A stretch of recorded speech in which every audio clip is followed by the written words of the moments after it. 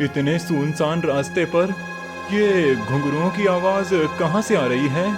क्या यहाँ कोई है? कौन है? सामने आओ, सामने आओ।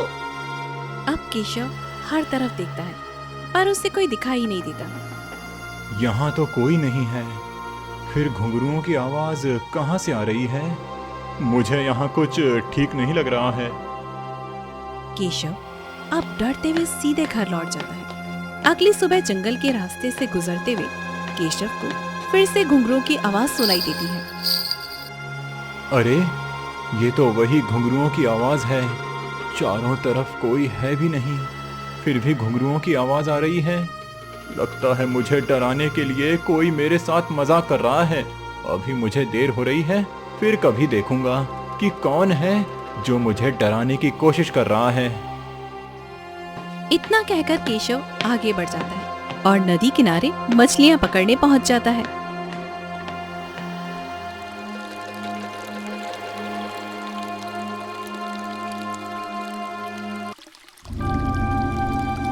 हम दोनों मछुआरे हैं, मछलियां बेचकर उन पैसों से घर का खर्च चलाते हैं। क्या हमारे नसीब में ये थोड़ी सी मछलियां ही लिखी हैं? मुझे भी कभी कभी ऐसा ही महसूस होता है कि मैं अपनी माँ के लिए एक पक्का मकान बनाना चाहता हूँ, लेकिन मेरे हालात ठीक ना होने के कारण मेरा ये सपना सपना ही रह गया है। मैं लाख मेहनत करता हूँ ज्यादा पैसे कमाने की, पर मेरी किस्मत मेरा साथ नहीं देती। तू उदास मत हो मेरे दोस्त, एक दिन तेरा सपना जरूर पूरा होगा। हरी, अब धीरे धीरे करके मेरी उम्मीद टूटने लगी है। मुझे ऐसा लगता है कि मैं अपनी माँ के लिए कभी पक्का मकान नहीं बनवा पाऊंगा। देख दोस्त, सच कहूँ तो इस मछुआरे वाली जिंदगी में हम चाहकर भी कुछ नहीं कर सकते। इतनी इतनी सी मछलियाँ हाथ आती हैं, इनमें एक समय का खाना ही नसीब हो सकता है, पक्का मकान नहीं। चल, अब मैं घर जा रहा हूँ। हरी इतना कहकर वहाँ से चला जाता है, जबकि केशव भी अब मछलियाँ पकड़कर वापस घर लौटने लगता है। वापसी में केशव को फिर से वही घुंघरुओं की आवाज सुनाई देती है। देखो, तुम जो कोई भी हो, चुपचाप सामने आ जाओ। मैं तुमसे डरने वाला नहीं हूँ, इसीलिए ये बेकार कोशिश करना बंद करो। मैं जानता हूँ तुम मेरे साथ मजाक कर रहे हो। चलो, अब सामने आओ। ठीक है, मैं भी जा रहा हूँ, मेरे पास भी इतना समय नहीं है।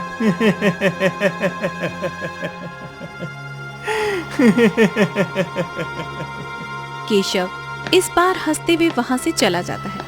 अब केशव को रोजाना आते जाते घुंघरुओं की आवाज सुनाई देने लगी। मुझे समझ नहीं आ रहा है कि आखिर ये सब कौन कर रहा है। आखिर मैं उस शख्स का पता कैसे लगाऊं? क्या हुआ बेटा, तू आंगन में बैठकर क्या सोच रहा है? कोई परेशानी है तो मुझे बता। केशव अब सारी बात अपनी माँ को बता देता है। बेटा, वो रास्ता ठीक नहीं है, तू कल से दूसरे रास्ते से नदी किनारे जाना। जरूर ये किसी चुड़ैल के घुंघरुओं की आवाज होगी।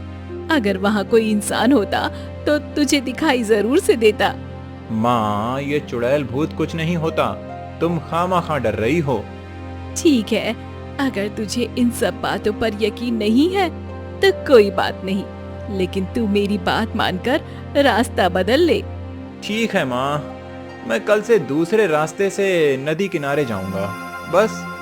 केशव अब अपनी माँ की बात मानकर रास्ता बदल देता है और हर रोज दूसरे रास्ते से नदी किनारे जाने लगता है। ये रास्ता बहुत लंबा है, लेकिन क्या करूं, माँ की बात भी तो टाल नहीं सकता। कल से मैं घर से जल्दी निकलूंगा और समय पर नदी किनारे पहुंच जाऊंगा।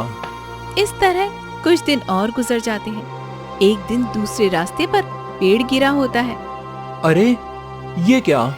यहाँ पेड़ कैसे गिर गया? इतने बड़े पेड़ के कारण रास्ता बंद हो गया है। अब मुझे मजबूरन उसी रास्ते से जाना पड़ेगा। अब केशव फिर से उसी रास्ते पर जाता है। इस बार केशव को फिर से घुंघरुओं की आवाज सुनाई देती है। बस, बहुत हुआ, आज तो मैं सच पता लगा कर ही रहूंगा। देखता हूँ कौन है जो मेरे सामने इतने दिनों से ऐसा बेहुदा मजाक कर रहा है। केशव अब आवाज का पीछा करता है और एक गुफा के पास जाकर रुक जाता है। अच्छा, तो आवाज कहीं और से नहीं बल्कि गुफा से आ रही है। मुझे बड़ी ही सावधानी से गुफा के अंदर जाकर देखना होगा कि अंदर कौन है। केशव अब गुफा के अंदर जाता है और देखता है। अरे, यहाँ तो एक लड़की जंजीरों से बंधी है और अपने पैरों को पटक रही है। अच्छा, तो इस लड़की के पैरों के घुंघरुओं की आवाज बाहर तक जाती है और माँ को लगा यहाँ कोई चुड़ैल है। अब केशव उस लड़की के पास जाता है और उससे पूछता है, तुम कौन हो और तुम्हें यहाँ किसने बांधा है? तुम कुछ बोलती क्यों नहीं हो? अरे कुछ तो बोलो। वो लड़की कुछ नहीं बता पाती क्योंकि वो बोल नहीं सकती थी। वो इशारे से अपने लिए मदद मांगती है और कहती है कि इस जंजीर को खोल दो। लगता है तुम कुछ बोल नहीं सकती। शायद तुम इशारे से कुछ कह रही हो, लेकिन क्या? मुझे तो तुम्हारी कोई बात समझ नहीं आ रही है।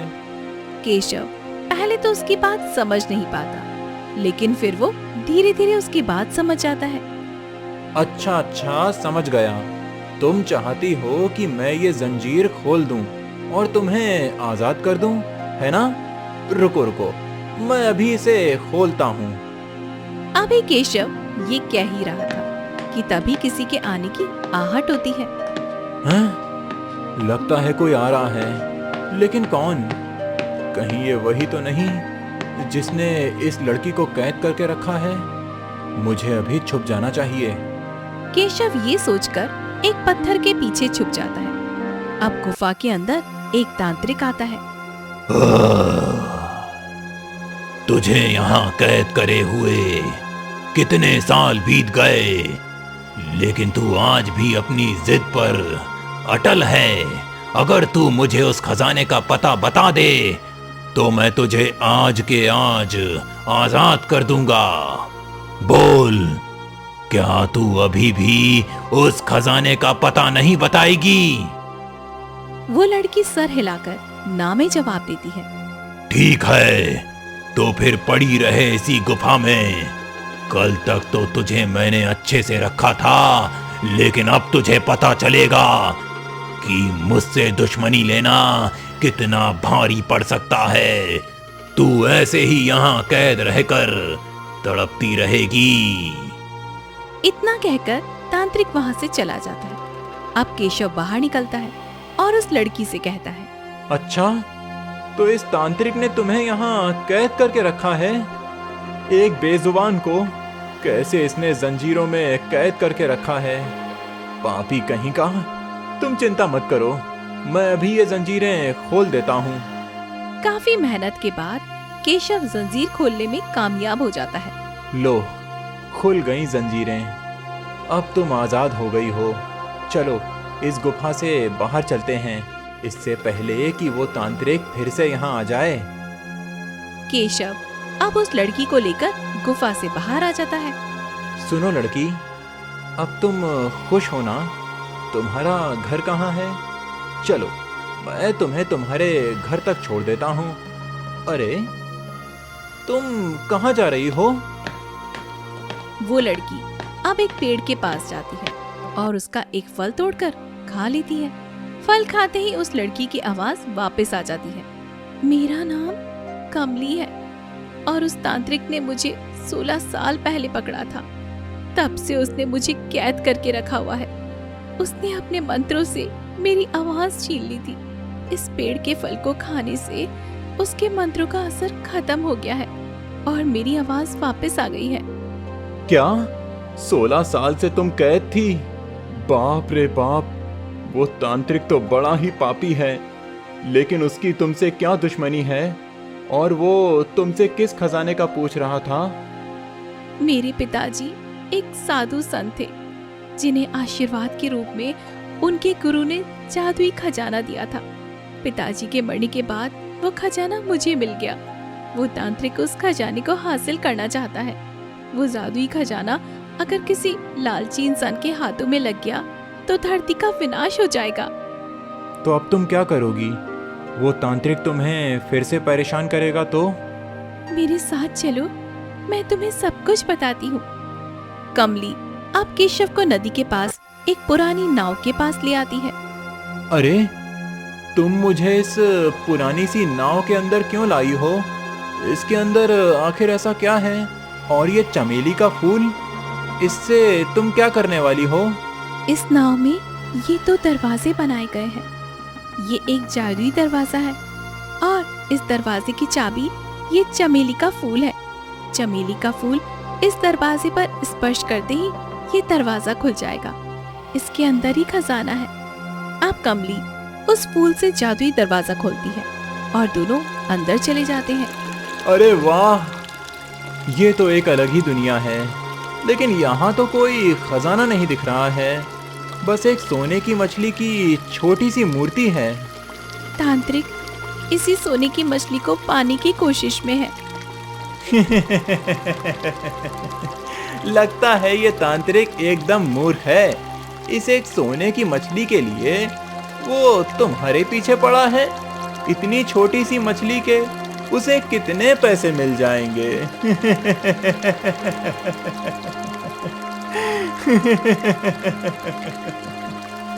नहीं नहीं, ये कोई साधारण सोने की मछली नहीं है, बल्कि जादुई सोने की मछली है। मैंने तुम्हें पहले ही बताया था कि तांत्रिक जादुई खजाना हासिल करना चाहता है और ये वही जादुई खजाना है। ये मछली जिसे मिल जाए उसके पास पूरी धरती का खजाना करने की शक्ति आ जाएगी। अच्छा अच्छा, मतलब इस मछली में कोई जादुई शक्तियां हैं, तभी तांत्रिक इतना परेशान है। तो तुम इन शक्तियों का इस्तेमाल क्यों नहीं करती? ये मछली मेरे किसी काम की नहीं है, क्योंकि ये बस पुरुषों के लिए ही एक वरदान है। तांत्रिक इन शक्तियों को पाने के लिए कुछ भी करने को तैयार है। तुम इसे अपने पास रख लो, इसकी शक्तियाँ तुम्हारे अंदर आ जाएंगी और तुम उस तांत्रिक का सामना आराम से कर पाओगे। क्या मैं रख लूं? हाँ केशव, ऊपर वाले ने तुम्हें मेरी मदद के लिए भेजा है। अब तुम ही उस तांत्रिक का अंत कर सकते हो। केशव उस लड़की की बात मानकर वो मछली उठा लेता है। मछली उठाते ही मछली की सारी शक्तियाँ केशव के अंदर समा जाती है। अब तुम्हारे अंदर इस मछली की सारी शक्तियाँ समा गई हैं केशव। अब तुमसे ज्यादा शक्तिशाली और कोई नहीं है। चलो अब तांत्रिक के पास चलते हैं। आप दोनों अपनी दुनिया में वापस लौट जाते हैं। तभी वो देखता है कि सामने तांत्रिक खड़ा है। अच्छा, तो तू आखिर आजाद हो ही गई। तू एक बार तो आजाद हो गई, लेकिन अब तुझे कौन बचाएगा?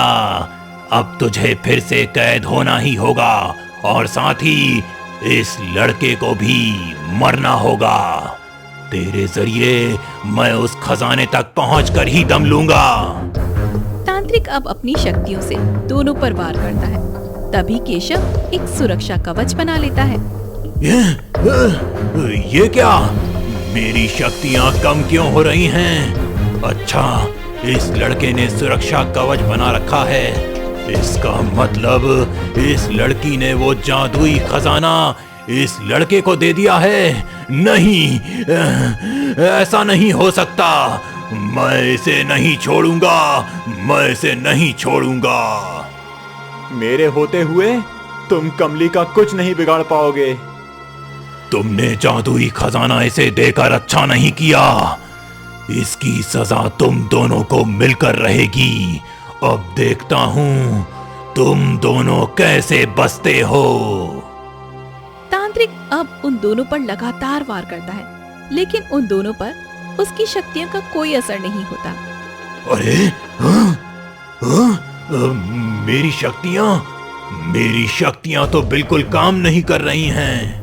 अब केशव अपनी शक्तियों का इस्तेमाल करके उस तांत्रिक को ही खत्म कर देता है।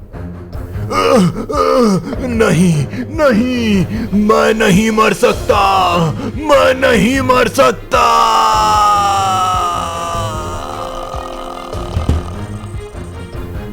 तांत्रिक अब जलकर भस्म हो जाता है अब तुम कोई आम इंसान नहीं हो केशव। अब तुम्हारे अंदर बहुत सारी शक्तियां हैं जो तुम्हें हमेशा अच्छे कामों के लिए इस्तेमाल करनी है। अगर तुमने इन शक्तियों का गलत इस्तेमाल किया तो ये शक्तियां तुम्हारा ही विनाश कर देंगी। अब मैं चलती हूँ, मेरी मुक्ति का समय हो गया है केशव। मुक्ति मतलब? तुम तो जीवित हो, और जीवित इंसान की मुक्ति कैसे संभव है? मैं तो पहले ही उस गुफा में मर चुकी थी। मेरी आत्मा को उस तांत्रिक ने जादुई जंजीरों से बांध रखा था। वो आज मेरी आत्मा को फिर से कैद करने वाला था, लेकिन आज तुम्हारे कारण मुझे मुक्ति मिल रही है। तुम्हारा बहुत बहुत धन्यवाद केशव। अगर मैं जिंदा होती तो मैं तुम्हें अपना जीवन साथी के रूप में चुनती। तुम बहुत अच्छे हो केशव। इतना कहकर कमली की आत्मा आंखों में आंसू लिए वहां से गायब हो जाती है। इसका मतलब मैं एक आत्मा को बचा रहा था? बाप रे बाप! माँ ठीक कहती थी, चुड़ैल नहीं लेकिन घुंघरुओं की आवाज एक आत्मा की जरूर थी। मुझे घर जाना चाहिए, माँ मेरा इंतजार कर रही होंगी। मैं घर जा रहा हूँ। शाम का समय हो रहा होता है। केशव अपने घर लौट जाता है। केशव, बेटा केशव, तू कहाँ रह गया था? सुबह से निकला हुआ था और अब वापस आ रहा है। केशव अब सारी बात अपनी माँ को बताता है। क्या सच में तुझे एक आत्मा मिली थी? ऊपर वाले मेरी बेटी की रक्षा करना। हाँ माँ, लेकिन वो अच्छी आत्मा थी, बुरी नहीं। माँ, अब मेरे पास बहुत सारी शक्तियाँ हैं। अब मैं आम इंसान नहीं रहा। मेरे बेटे, ये तो अच्छी बात है कि तेरे पास शक्तियाँ हैं, लेकिन जरा संभल कर। सुना है इन जादुई शक्तियों के पीछे बुरी शक्तियाँ पड़ जाती हैं। जैसे उस तांत्रिक की बुरी नजर थी इन शक्तियों पर, बिल्कुल उसी तरह से। हाँ माँ, तुम ठीक कह रही हो। मैं सावधान रहूंगा। अगली सुबह माँ, मैं मछलियाँ पकड़ने जा रहा हूँ। आने में अगर देर हो जाए तो चिंता मत करना। केशव अब उसी रास्ते से नदी किनारे जाता है, लेकिन इस बार उसे घुंघरुओं की कोई आवाज सुनाई नहीं देती। मुझे खुशी है कि आज के बाद से यहाँ कभी घुंघरुओं की आवाज सुनाई नहीं देगी, क्योंकि उस बेबस लड़की की आत्मा को मुक्ति जो मिल गई है। अब केशव मछलियाँ पकड़ने के लिए नदी किनारे पहुँचता है। आ गया तू, जल्दी जल्दी मछलियाँ पकड़ ले, वरना धूप निकल आई तो मछलियाँ नदी की गहराई में चली जाएंगी। हाँ हाँ, मैं अभी जाल फेंकता हूँ। केशव अब नदी में जाल डाल देता है। थोड़ी देर के बाद केशव और हरी अपना अपना जाल निकालते हैं। मेरे जाल में तो बस 3 मछलियाँ ही फंसी हैं, लेकिन तेरे जाल में इतनी सारी मछलियाँ कैसे फंस गईं? मुझे तो अपनी आंखों पर यकीन नहीं हो रहा है। हाँ, आज से पहले मेरे जाल में तो कभी इतनी सारी मछलियाँ नहीं फंसी जितनी आज फंस गई हैं। लगता है ऊपर वाला मुझ पर मेहरबान है। केशव अब मछलियाँ बेचकर खुशी खुशी अपने घर लौट जाता है। अगली सुबह वो फिर से मछलियाँ पकड़ने नदी किनारे जाता है। अरे वाह, आज भी मेरे जाल में इतनी सारी मछलियाँ फंस गईं। मुझे यकीन नहीं हो रहा है। लगता है ये सब जादुई शक्तियों का कमाल है। ये क्या? मेरे जाल में तो एक सुनहरी मछली भी है। ये तो वही जादुई मछली है जिससे मुझे शक्तियाँ मिली थी, लेकिन ये यहाँ कैसे आई? अब केशव उस सुनहरी मछली को हाथ में लेता है। तभी वो मछली बोल पड़ती है, मेरी शक्तियाँ मुझे वापस कर दो, ये तुम्हारे लिए नहीं बनी है। क्या? ये शक्तियाँ मेरे लिए नहीं बनी हैं? तो किसके लिए बनी हैं? अगर मेरे लिए नहीं बनी तो मेरे अंदर कैसे समा गईं? केशव को अब शक होता है। वो जोर से मछली को फेंकता है। तभी मछली एक आत्मा का रूप ले लेती है। वो आत्मा किसी और की नहीं थी, बल्कि उसी तांत्रिक की थी जो मर चुका था।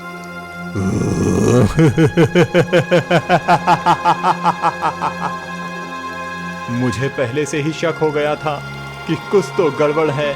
तुम तो मर चुके हो, फिर तुम्हारी आत्मा मेरे पास कैसे आ सकती है?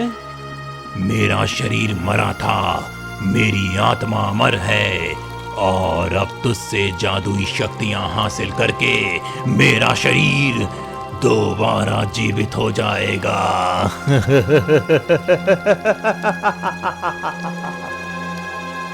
ऐसा कभी नहीं होगा। मैं इन शक्तियों को कभी गलत हाथों में नहीं जाने दूंगा। तू खुद अपनी मर्जी से अपनी शक्तियां मुझे देगा, देखना। इतना कहकर तांत्रिक अपनी आंखों के जरिए केशव को अपने वश में कर लेता है। अब तू मेरा गुलाम है, तुझे मेरी हर बात माननी होगी। जो हुक्म मालिक, आज से मैं आपकी सेवा के लिए हाजिर हूँ। कहिए, क्या हुक्म है आपका? मुझे तेरी सारी शक्तियां चाहिए। तू मुझे अपनी सारी शक्तियां दे दे। ठीक है मालिक, जो हुक्म। केशव अब तांत्रिक को अपनी शक्तियां देने के लिए अपना हाथ आगे बढ़ाता है।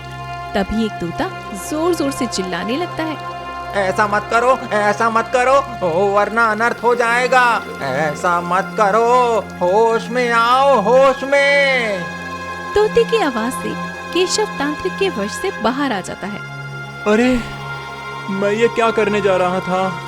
तांत्रिक, तू लाख कोशिश कर ले, लेकिन मैं इन शक्तियों को कभी तेरे हाथ नहीं लगने दूंगा। इतना कहकर केशव अपनी शक्तियों से तांत्रिक की आत्मा पर वार करता है, लेकिन आत्मा पर कोई वार नहीं होता।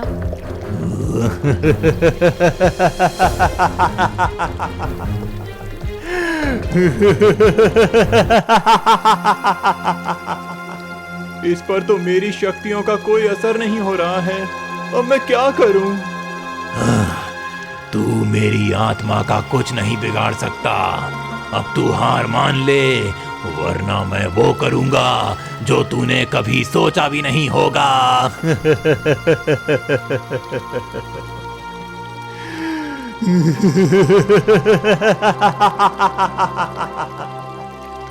कोई तो रास्ता होगा जिससे इसकी आत्मा को खत्म किया जा सकता है। इस नदी के पानी से तुम इस तांत्रिक की आत्मा का अंत कर सकते हो। हाँ, तुम इसका अंत कर सकते हो। केशव अब जल्दी से नदी का पानी तांत्रिक की आत्मा पर डाल देता है। नहीं नहीं, ये तूने क्या किया? इस नदी के पानी से मेरी अमर आत्मा कैसे खत्म हो सकती है? नहीं नहीं, ये नहीं हो सकता। पवित्र नदी का पानी पड़ते ही अब तांत्रिक की आत्मा का अंत हो जाता है। प्यारे तोते, तुम्हें इतना सब कुछ कैसे पता था? क्योंकि मैं तोता नहीं हूँ, तोते के रूप में कमली हूँ। वही कमली जिसको तुम्हारे कारण मुक्ति मिली थी। आज ऊपर वाले ने मुझे तुम्हारी मदद के लिए भेजा था। इतना कहकर वो तोता गायब हो जाता है। हे ऊपर वाले, तूने आज अनर्थ होने से बचा लिया। तेरा बहुत बहुत धन्यवाद। केशव अब बाजार में मछलियां बेचकर घर पर चला जाता है और कुछ दिनों के बाद, माँ, आज मैं बहुत खुश हूँ। आज मेरा बरसों का सपना पूरा हो गया। आखिर आज मैंने तुम्हारे लिए पक्का मकान बना ही लिया। केशव अपनी मेहनत से अपना पक्का घर बना लेता है और मछलियों का एक बड़ा व्यापारी भी बन जाता है। साथ ही वो गरीबों को अपने पास काम पर रख लेता है और जरूरतमंद लोगों की मदद भी करता है।